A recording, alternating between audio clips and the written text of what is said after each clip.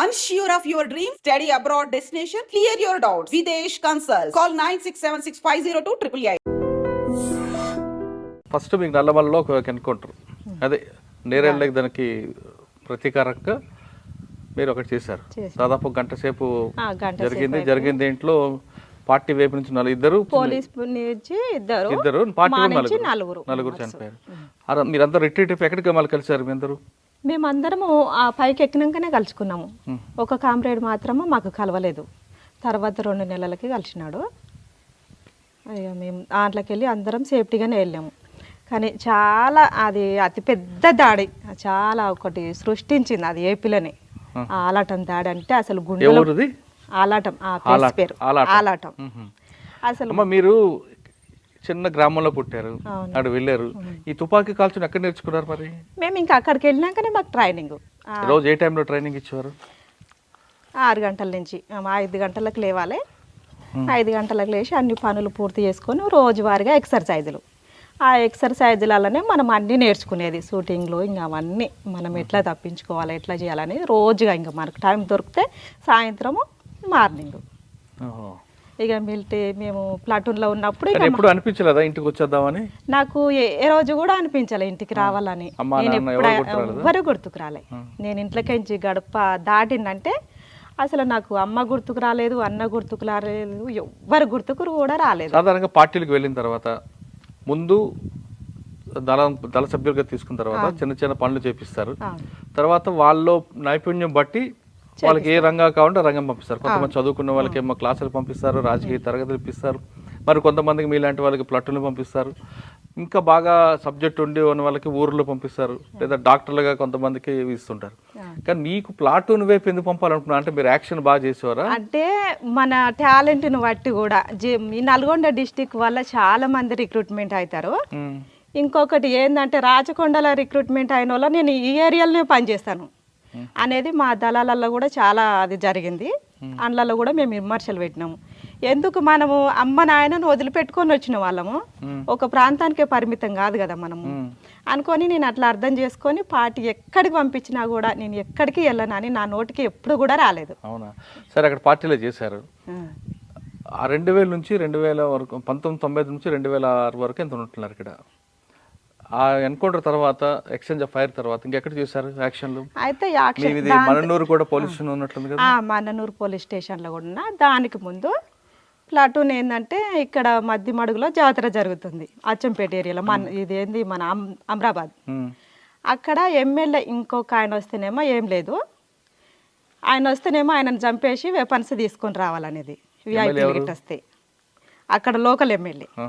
అయితే అక్కడ ఎవరు వచ్చారు? మన దేవరకొండ ఎమ్మెల్యే రాగ్యనాయక్ వచ్చిండు. రాగ్యనాయక్ వస్తేనేమో మనం వెపన్సే తీసుకొని రావాలా, ఆయనను చంపొద్దని ప్లాన్ మనది. అయితే ఏం చేసినాం మేము అక్కడ, మామరుడు సంతోష్ అని మా నల్గొండ డిస్టిక్ కామ్రేడే, ఆయన ఇంకిద్దరు ముగ్గురం వెళ్ళినాం మేము. అక్కడ వెళ్ళే వరకల్లా ఆ ఘాటు దగ్గర మనము, ఆయన దగ్గర స్టెన్నే ఉంది, AK-47 కూడా ఏం లేదు. ఆ స్టెన్ను గుంజుకునే ఇట్లా పెనుగులాటలో అది లోడ్లోనే ఉంది ఆ వెపన్. ఆ గుంజుకున్న క్రమంలో వాళ్ళ తూటాలు ఆయనకే తాకిపోయినాయి.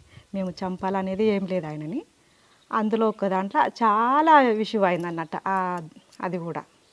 ఎలా? ఎందుకంటే ఆయనను సంపదల్చిన వ్యక్తి కాదు, ఇంకొకరు వస్తే చంపాలనేది, ఈయనను వస్తే వదిలిపెట్టాలనేది. మేము చంపాలనే ప్లాన్ అసలుకి కాదు. వాళ్ళ వెపన్ వాళ్ళకే తాకిపోయినాయి పెనుగులాటల గుంజుకున్న గ్రామంలో. కానీ మీరు చంపాల ఉద్దేశం కాదు, పెనుగులాట చనిపోయింది. కానీ చనిపోయిన వ్యక్తి లంబాడే సామాజిక వర్గం. మీరు అన్నం పెట్టేది గుట్టల్లో వాళ్ళే. కానీ వాళ్ళ మనిషిని మీరు కాల్చినప్పుడు మీకు వ్యతిరేకత రాలేదా? వ్యతిరేకత వచ్చింది, ప్రజలలో కూడా వచ్చింది. మా రామకృష్ణ కామ్రేడ్ కూడా, మా ప్లాటూన్ కమాండర్ కూడా, అక్కడ ఏరియా సెక్రటరీ కూడా లెటర్స్ రాసి మళ్ళీ ఉత్తరాలు పంపారు, స్టేట్మెంట్ కూడా ఇచ్చారు. కానీ స్టేట్మెంట్ ఇచ్చారు, బాగానే ఉంది. కానీ అక్కడ గ్రామస్తులు మీకు అన్నం పెట్టారా మా నాయకుడిని చంపావని? ఇక పెట్టారు. మేము తిరిగేదే అక్కడ. ఇంకా మేము చెప్పిన వాళ్ళకి అర్థం చేపించినాం, చాలా మంచిగా అర్థం చేయించినాం. మేము 24 గంటలు అక్కడ అచ్చంపేట ఏరియాలోనే, నా జీవితం అంతా అక్కడనే అయింది. ఓకే, అచ్చంపేట తర్వాత రాగ్యనాయక్ తర్వాత ఎక్కడికి వచ్చారు? మళ్ళా నేను నల్గొండకు పోవాలని ప్రపోజల్ పెట్టుకున్నా 2003లో. ఎందుకు నల్గొండ? అయితే నేను ఊరికే ఈ ప్లాటూన్లోనే ఉండాలా, నేను కూడా ఆర్గనైజర్ చేస్తా, నేను ఇక్కడ తిరగలేకపోతున్నా, నేను నల్గొండకు పోవాలని నాకుంది. నల్గొండకు వెళ్ళావు కదమ్మా, వెళ్ళే ముందు నల్గొండకి వెళ్ళే ముందే నేను మళ్ళీ 2003లో మళ్ళీ నల్గొండకు పంపించారు నన్ను. వెళ్ళారు, కానీ ఈలోగా నువ్వు పార్టీలు ఉన్నావని పోలీసులు మీ అమ్మగారికి మీ అమ్మకి నాన్నకి బాగా వేధించారు కదా. చాలా వేధించుడు. మీ అమ్మ నాన్న మీకు చెప్పారు నాకు నీ కోసం మమ్మల్ని వేధిస్తున్నారు, కొడుతున్నారు? నాకు ఇన్ఫర్మేషనే లేదు వాళ్ళకి, ఇంకా నేను కనీసం ఒక ఉత్తరం కూడా రాయలేదు. కానీ ఇక్కడికి నుంచి దళం వచ్చినప్పుడు ఇన్ఫర్మేషన్ వచ్చేది. అయినా నాకు మనోళ్ళు ఉత్తరం రాస్తేనే తెలిసేది అన్నట్టు. కానీ బాధ అనిపించలేదా నీకోసం? నాకు ఎప్పుడు అక్కడ ఎంతో మంది అమ్మలు అక్కలు అన్నలు ఎంతో మంది తిండి లేక వాళ్ళు వేధింపులకు అన్నిటికి గురి అవుతున్నారు. అందులో మా అమ్మ మా నాయన కూడా మా ఫ్యామిలీ కూడా ఒకటని నేను అర్థం చేసుకున్నా. ఏ రోజు కూడా గుర్తుకు రాదు నాకు మా అమ్మ మా నాయన, అసలు మా ఫ్యామిలీ గుర్తుకు రాదు. అక్కడ వెళ్ళినన్ని సంవత్సరాలు ఎప్పుడు గుర్తుకు రాలేదు. ఓకే, నల్గొండ వెళ్ళాక ఏం చేస్తారు మీరు? నల్గొండకి వెళ్ళినాక కృష్ణపట్టి దళములనే చేసిన నేను.